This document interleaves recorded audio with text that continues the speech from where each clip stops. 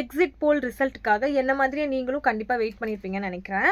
நான் ரொம்ப ஈகராக வெயிட் பண்ணிட்டு இருந்தேன். எப்படா இது வரும் அப்படின்னு. எலெக்ஷனுக்கு முன்னாடி இந்த ரிசல்ட் வரதுக்கு முன்னாடி ஒரு என்ன சொல்கிறது, ஒரு ஒரு க்ளூ மாதிரி தான் இது யார் வரப்போகிறாங்க அப்படிங்கிறதுக்கு. எலெக்ஷனுக்கு ரிசல்ட்ஸ்க்கு இன்னும் 4 நாள் இருக்குது அப்படின்னாலுமே இதுக்காக நான் ரொம்ப ஈகராக வெயிட் பண்ணிட்டு இருந்தேன். பட் சொல்லி வச்ச மாதிரி எல்லாருமே வந்து டிஎம்கே தான் வரும், டிஎம்கே தான் வரும், டிஎம்கே தான் வரும், 120 சீட்ஸ் வரும், 160 சீட்ஸ் வரும் அப்படின்லாம் சொல்லும்போது உண்மையாகவே சரி ஓகே டிஎம்கே தான் வரும் போல் அப்படிங்கிற மாதிரி ஒரு 6:30க்குள்ளேயே மேஜராக எல்லா சேனல்ஸ்லையுமே வந்துட்டு இதுதான் வரும் இதுதான் வரும் அப்படிங்கிற மாதிரி வந்துருச்சு.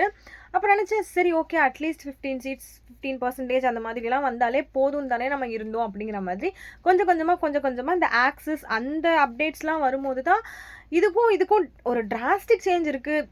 எல்லாருமே வந்து டிஎம்கே அப்படின்னு சொல்லியிருந்தா எனக்கு பிரச்சனை கிடையாது. பட் வந்து ஒரு சிலர் வந்து ஏடிஎம்கேவும் வரும், டிஎம்கேவும் வரும், டிவிகேவும் வரும். பட் யாருமே வந்து பெரும்பான்மையாக யாருமே வந்து அப்படியே டக்குன்னு போய் ஆட்சி அமைச்சிட முடியாது. யாருக்காவது ஒருத்தருக்கு சப்போர்ட் வேணும். இப்போ டிஎம்கேக்கு வந்து ஏடிஎம்கே இல்லைனா டிவிகேவோட சப்போர்ட் வேணும், டிவிகேக்கு வந்து டிஎம்கே ஆர் ஏடிஎம்கேவோட சப்போர்ட் வேணும், ஏடிஎம்கேக்கு வந்து டிஎம்கே ஆர் டிவிகேவோட சப்போர்ட் வேணும் அப்படிங்கிற மாதிரி ஒரு 3 பல்ஸுமே வந்து கரெக்டாக இல்லை. யாராவது ஒருத்தருக்கு சப்போர்ட் பண்ணாதான் இது நடக்கும் அப்படின்னும் போது கண்டிப்பாக டிவிகேவால் டிஎம்கே கூட ஜாயின் பண்ண முடியாது. டிஎம்கே ஏடிஎம்கே சேர்ந்துருச்சுன்னா அப்புறம் எதுக்காக இத்தனை வருஷம் இவங்க ஏமாத்திட்டு இருந்தாங்க அப்படிங்கிற மாதிரி ஒரு கேள்வி வந்துடும். ஸோ இந்த மாதிரி ஒரு ரிசல்ட்ஸ் வரும்போது ஆக்சிஸ்லேருந்து டிவிக்கே தான் பெரும்பான்மையான சீட் வரும் அப்படின்னு காமிச்சது வந்து உண்மையாகவே எனக்கு ஷாக்கிங்காக இருந்துச்சு.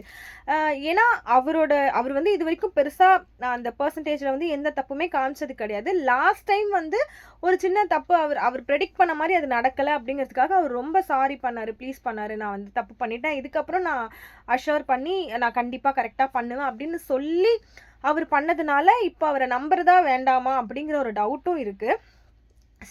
இது வந்து ஒரு க்ளூ தான், இன்னும் 4 நாள் நமக்கு ரிசல்ட் தெரிஞ்சிடும் அப்படின்னாலுமே இந்த க்ளூவை வச்சு தான் நம்ம அடுத்திருக்க 4 நாளை வந்து சப்கேட் பண்ணி எடுத்துகிட்டு போக முடியும். அப்படின்னும் போது இப்போ இவங்களெல்லாம் நம்புறதா வேண்டாமா, இது சரியா தப்பா அப்படிங்கிற மறுபடியும் ஒரு குழப்பத்துக்குள்ளே நம்மளை வந்து கொண்டு வந்து விட்டுருக்காங்கன்னு நினைக்கிறேன். பிகாஸ் இத்தனை நாள் வரைக்கும் உண்மையாகவே டிவிகே வரும் டிஎம்கே வரும் அப்படின்னு சப்போர்ட் பண்ணி நம்பிட்டு இருந்த ஒரு சிலருக்கு வந்து ஐயோ இவ்வளோ தானா, ஐயோ டிஎம்கே தானா, ஐயோ டிவிகே தானா அப்படிங்கிற மாதிரி ஒரு கேள்வியை வந்து நமக்குள்ளே எழுப்பியிருக்காங்கன்னு நினைக்கிறேன்.